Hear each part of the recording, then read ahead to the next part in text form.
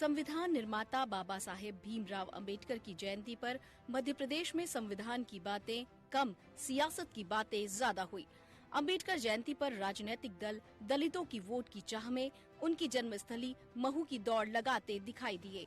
मुख्यमंत्री शिवराज सिंह चौहान ने बाबा साहेब की 132वीं जयंती पर महू में उनकी जन्मस्थली पर आयोजित कार्यक्रम में बाबा साहेब का खूब गुणगान किया। अंबेडकर की जन्मस्थली को तीर्थ दर्शन योजना में शामिल करने का ऐलान किया। अंबेडकर से जुड़े केंद्रों को पंच तीर्थ में शामिल कर लिया गया। तत्काल आदेश भी जारी हो गए। शिवराज ने उनकी जन्मस्थली पर स्मारक बनाने की योजना का भी बखान किया। बाबा साहब जो हमारे संविधान निर्माता है, आज उनका जन्मदिन है। एक ऐसे महापुरुष जिन्होंने भारत को संविधान दिया, लेकिन एक जमाना था तब यहाँ स्मारक नहीं था। मुझे कहते गर्व है कि ये सौभाग्य हमको मिला, भारतीय जनता पार्टी की सरकार को मिला कि बाबा साहब का यहाँ भव्य स्मारक बनकर तैयार हुआ। आज गवर्नर साहब ने तथागत भगवान बुद्ध की प्रतिमा का भी यहाँ पर अनावरण किया है। इधर पूर्व सीएम कमलनाथ ने स्मारक पर बाबा साहेब को याद किया। उन्होंने शिवराज पर झूठ बोलने के आरोप लगाए। शिवराज सिंह जी तो अम्बेडकर जी की जन्मभूमि पे उनके मूर्ति के नीचे झूठ बोलते हैं, मंदिर में झूठ बोलते हैं। इसका मैं सोचता हूँ पहचान पूरे प्रदेश में है। आज मैं दोहराना चाहता हूँ जो पिछले साल मैंने घोषणा करी थी कि मैं सबसे बड़ी मूर्ति, मानवता मूर्ति डॉक्टर अम्बेडकर जी की हम भोपाल में बनाएंगे जब हमारी सरकार बनेगी। इस मौके पर समाजवादी पार्टी के अध्यक्ष अखिलेश यादव भीम आर्मी प्रमुख चंद्रशेखर के साथ महू पहुंचे। उन्होंने भी बीजेपी सरकार पर संविधान को तार-तार करने का आरोप लगाया। भीमराव अम्बेडकर जी भारत रत्न और सबसे बड़ा अनमोल रत्न जो उन्होंने दिया वो हमें संविधान दिया, और आज संविधान के ऊपर खतरे मंडरा रहे हैं। एक एक कर करके इन संस्थाओं को खत्म किया जा रहा है। बाबा साहब भीमराव अम्बेडकर जी ने जो हमें संविधान दिया, उस संविधान को खत्म करने के लिए सरकारें काम कर रही हैं। इसलिए आज संकल्प लेकर के जा रहे हैं कि वंचित, शोषित और जो बहुजन समाज के लोगों को सम्मान और इस देश के कमजोर लोगों की जो ताकत बाबा साहब भीमराव अम्बेडकर ने दी, उसको बचा करके आगे बढ़ाएंगे।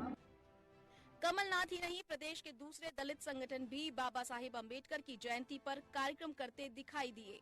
हालांकि इन कार्यक्रमों में भारत रत्न बाबा साहेब अम्बेडकर को याद करने से इतर सियासी मकसद ज्यादा नजर आया। कुल मिलाकर इस तरह के कार्यक्रम और आरोप प्रत्यारोप चुनावी साल होने की वजह से ज्यादा सियासी नजर आ रहे हैं। Bureau report, TV 24।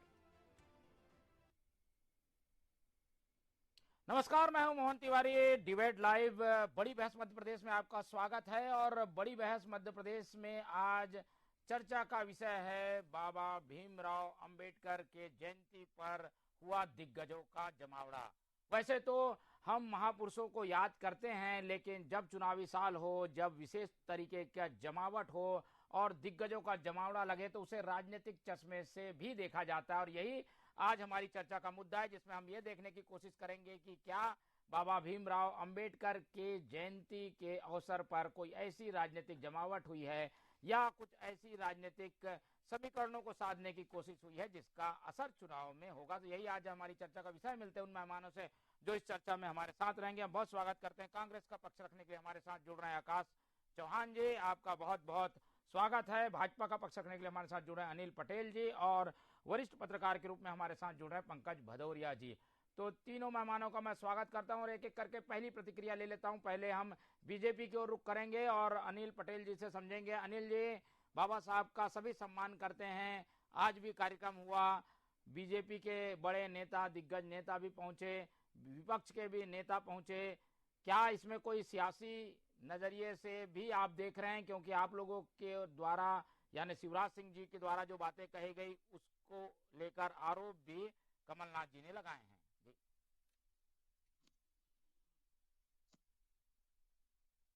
Anil ji,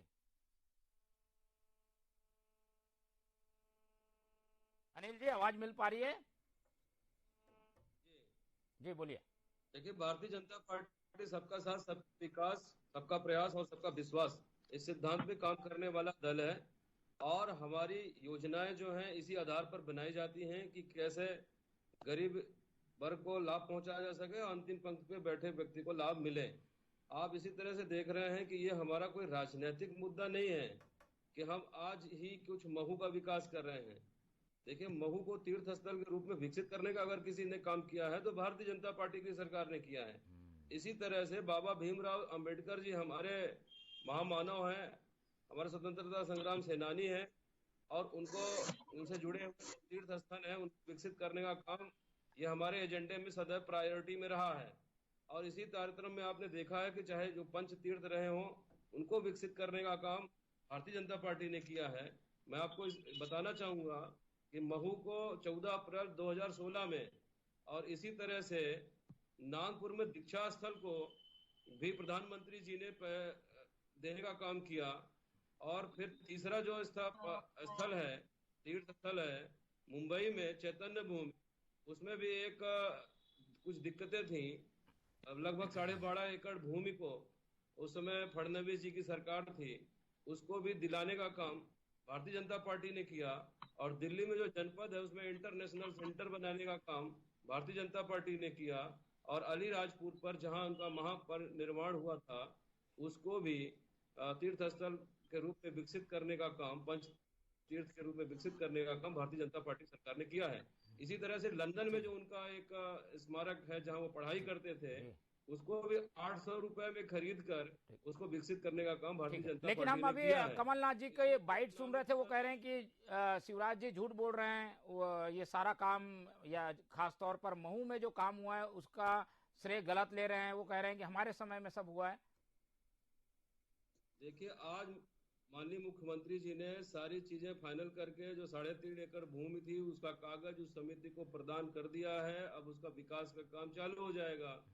और जो ये कह रहे हैं कि हम झूठ बोलने का काम कर रहे हैं, तो मैं तो पूछना चाहूंगा कमलनाथ जी से आपके माध्यम से कि जब संविधान सब कमेटी बन रही थी और 292 लोगों का उसमें नाम 96 लोगों का हो रहा था, उसमें नाम ना भेजने का काम तो कांग्रेस ने किया था, नेहरू जी ने रोकने का काम किया था। और चुनाव हराने का भी काम नेहरू जी ने किया था। उनके खिलाफ गए थे, भाषण देने गए थे, सभाएं करने गए थे। और तो राजनीतिक धर्म जिनको इनके खिलाफ लड़ाया था, अम्बेडकर जी के खिलाफ, उसको भी जो है 1970 में पद्मश्री देने का भी काम किया था। तो इन्होंने तो सिर्फ नकली गांधी, जो गांधी नहीं है, गांधी जी का नाम चुरा लिया है, ऐसे नकली गांधी के अलावा कांग्रेस ने किसी भी महापुरुष को सम्मान नहीं दिया। चाहे वो गांधी रहे हो, चाहे सुभाष रहे हो, चाहे अम्बेडकर रहे हो, चाहे पटेल रहे हो। ठीक है, आकाश चौहान जी की ओर रुख करेंगे अब आपकी। बिल्कुल पटेल जी, आपकी बात आ गई है, अब आकाश जी की ओर रुख करते हैं। आकाश जी, आप लोगों ने तो पूरा एक तरीके से इस कार्यक्रम को हाईजैक करने की कोशिश की, एक विपक्षी एकता भी दिखाई। सपा की ओर से अखिलेश जी आ गए, भीम आर्मी के चंद्रशेखर जी आ गए, कांग्रेस आ गई। क्या माने, ये एक तरीके से अलग से कोई विपक्षी एकता का गठबंधन बन रहा है, कोई अलग संयुक्त मोर्चा बन रहा है क्या? आज के कार्यक्रम से यही संकेत मिल रहा है। देखिए, मैं ये कहना चाहता हूँ कि निश्चित तौर पर ये बाबा साहब भीमराव अंबेडकर साहब की महानता ही है कि आज जो पटेल जी अंबेडकर जी पे बोल रहे हैं, नकली गांधी शब्द ला रहे हैं, जो भाजपा जो गोडसे को पूजने वाली पार्टी है, जो सावरकर ने जो 2 नेशन थ्योरी थी, ये गोडसे को मानने वाले लोग हैं। ये इनके मुंह से अंबेडकर जी की बातें अच्छी नहीं लगती, पहले तो मैं ये कह दूं। और दूसरी बात, जो सियासी जमावट की बात है, जितने भी दल हैं जो समान विचारधारा के दल हैं, हमारे सब समान विचारधारा के दल हैं, और जितने अंबेडकर जी को मानने वाले अनुयायी हैं उनके, वो सब इकट्ठे हुए थे। इसमें कोई सियासत नहीं है। जहां रही भाजपा की बात, भाजपा का एक भी ऐसा काम नहीं है जो बाबा साहब की विचारधारा से मेल खाता हो। बाबा साहब हमेशा से धार्मिक उन्मादता, कट्टरता के खिलाफ रहे, जातिवाद के खिलाफ रहे। ठीक है, ये लोग बिल्कुल भाजपा के लोग जो इनकी विचारधारा, अरे मैं ये जाना चाह रहा था चौहान जी, ये अलग अलग दल के लोगों को ला के आप लोग क्या बताना चाह रहे थे? क्या कोई ऐसा संयुक्त मोर्चा बनने वाला है क्या? अम्बेडकर जी की बातें बिल्कुल भी अच्छी नहीं लगती जी।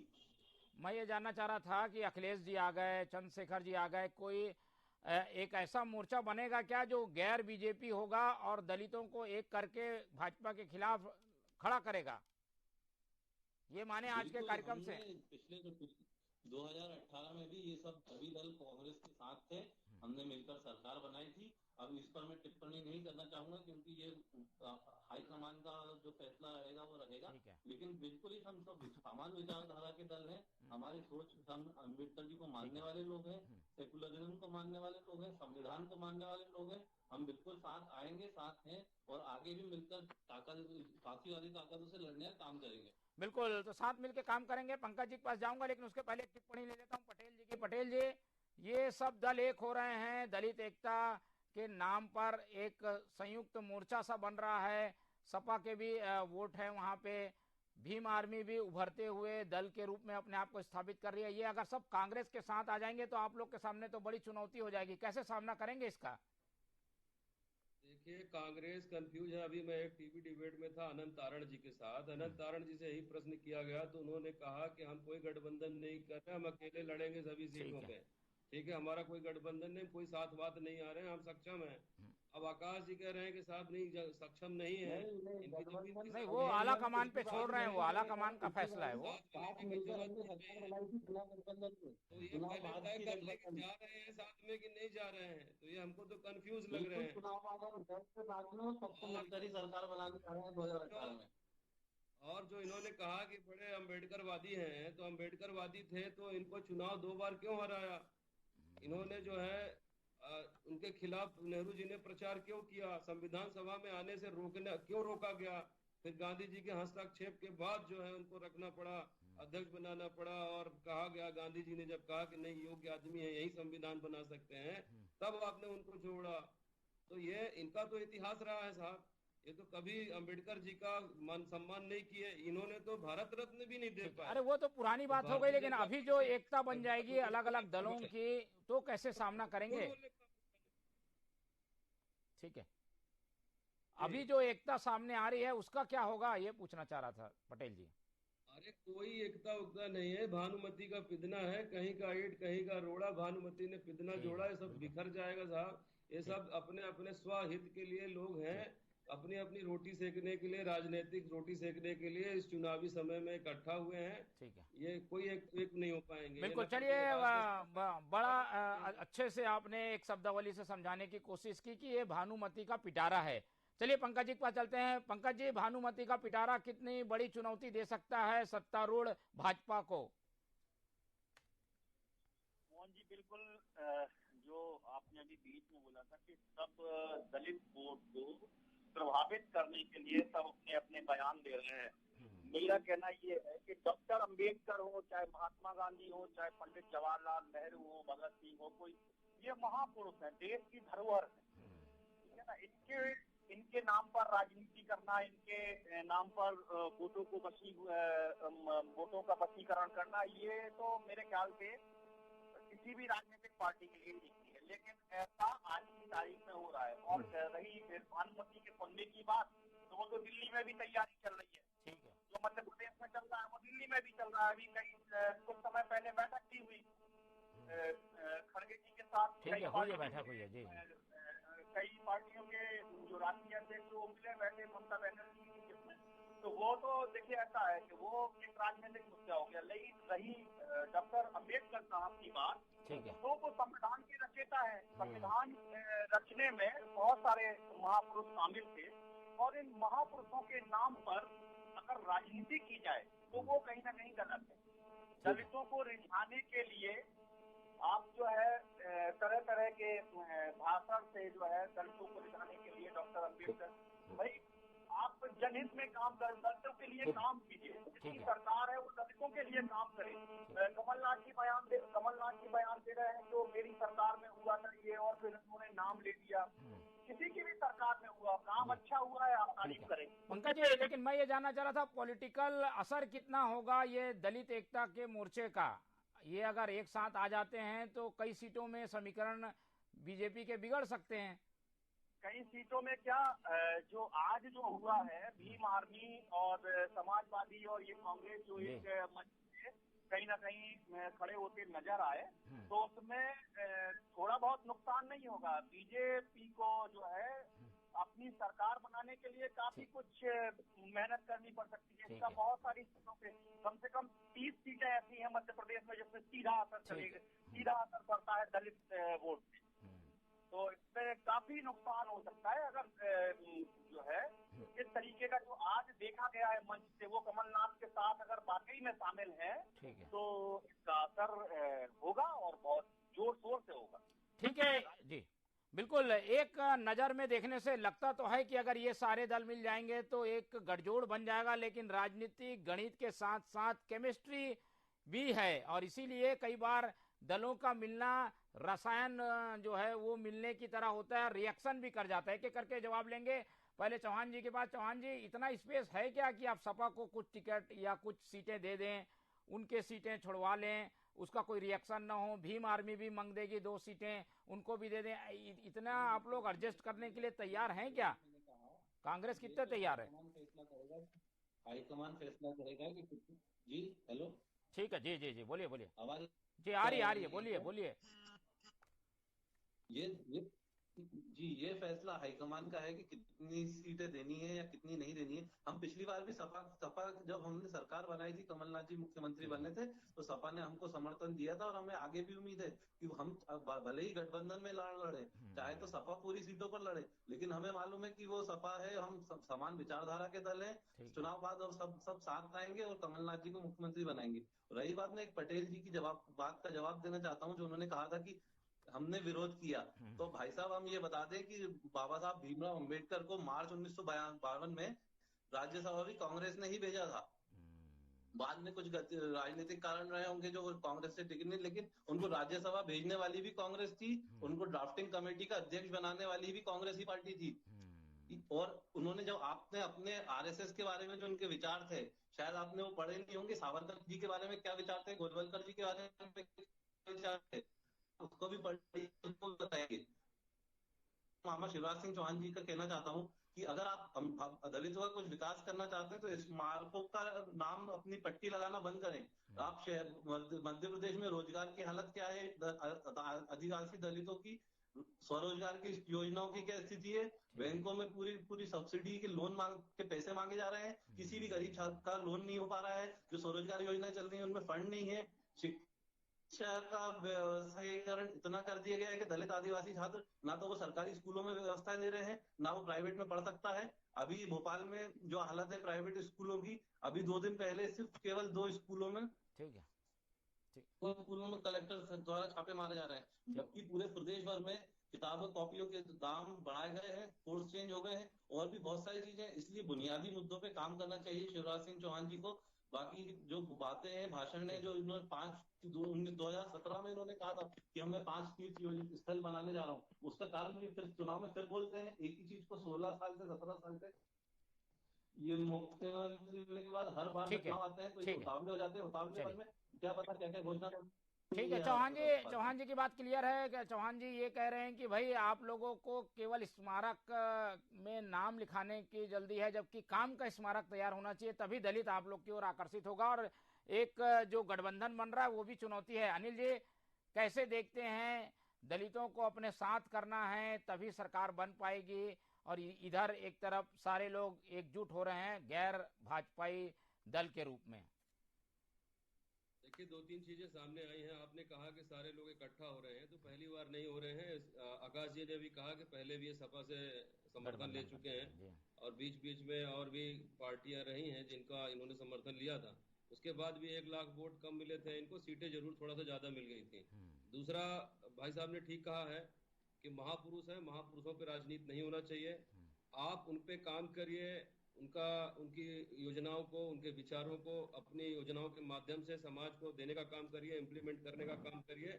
ये महत्वपूर्ण है, श्रेय लेने की जरूरत नहीं है। मैं इस बात से बिल्कुल सहमत हूँ। आकाश जी ने जो कहा, बिल्कुल मैं उनकी बात से भी सहमत हूँ कि राज्यसभा भेजा है, पर आकाश जी ने अपरोक्ष रूप से ये भी स्वीकार किया, जो मैंने कहा उसको नकारा भी नहीं है। ये भी आकाश जी ने अच्छा। चलिए, मतभेद होते हैं, राजनीति में मतभेद रहे होंगे, 2 महापुरुषों के बीच की बात है फिर ये। और रही जहां तक विकास की बात, तो विकास के लिए हमारी सरकार, चाहे कांग्रेस, चाहे केंद्र की सरकार हो, चाहे राज्य में सरकार हो, ठीक है। आपने देखा है कि गरीब लोगों को प्रधानमंत्री आवास, और चिकित्सा में अगर आयुष्मान की बात कर लें, शिक्षा में हम बात कर लें श्री विद्यालय, और यहाँ सीएम राइज स्कूल की बात कर लें, और लोगों को राशन देने की बात कर लें, महिलाओं के सशक्तिकरण के लिए हम प्रति महीने 1,000 रुपए दे रहे हैं, साल का 12,000 दे रहे हैं।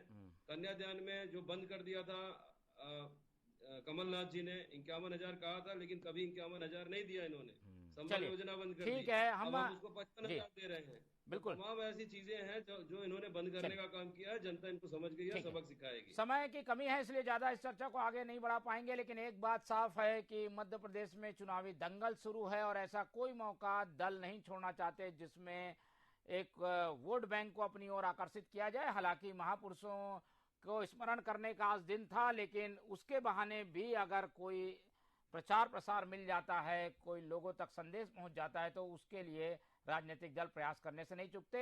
फिलहाल इस चर्चा में इतना ही। अनिल जी आपका बहुत बहुत धन्यवाद, आकाश जी आपका धन्यवाद, पंकज जी आपका भी धन्यवाद। तो तीनों मेहमानों का धन्यवाद कर हम उम्मीद करते हैं कि राजनीति में कई तरह की करवटें अभी देखने को मिलेंगी। फिलहाल चीजें प्राथमिक स्तर पे हैं, लेकिन जैसे जैसे चीजें और आगे बढ़ेंगी हम आपको अवगत कराते रहेंगे। डिबेट लाइव में आज इतना ही। आप देखते रहिए टीवी 24। मुझे दीजिए इजाजत, नमस्कार।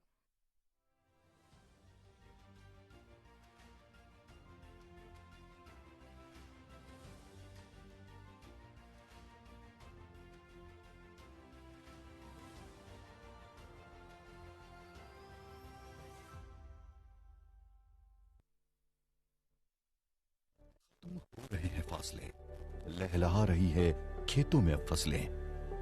कृषि को मिल रही है मंजिल, क्योंकि बुलंद है अब कृषकों के हौसले। किसानों के जीते भरोसे ने अपना असर दिखाया है। प्रदेश के